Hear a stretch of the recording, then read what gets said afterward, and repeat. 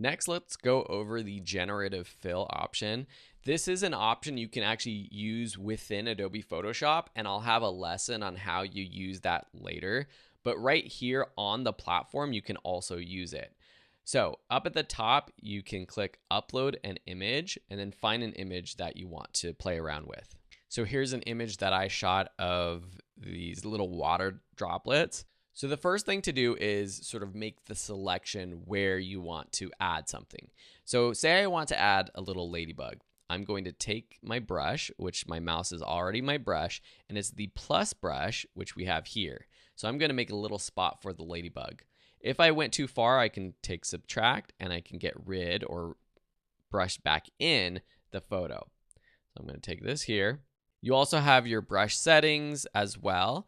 And you could also quickly use these selections to select the background or to invert the selection, which would basically select everything outside of what you brushed in.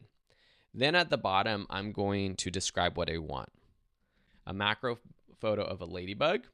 We're going to click generate. And now we have these variations of this ladybug that are now added to this crazy macro photo that I shot.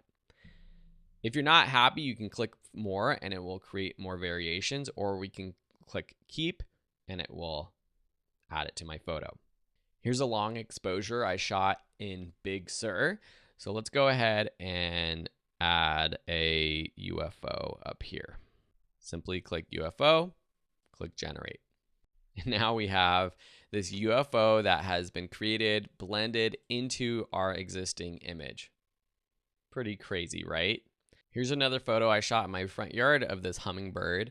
Let's just remove that hummingbird. So I'm going to take our remove brush, I'm going to paint over our hummingbird, click remove. And now we have a few variations, but because the background is out of focus, it does an incredible job at just removing objects. And you can remove people, things, cars from a scene, you name it, brush over it, and you can remove it. Crazy, right?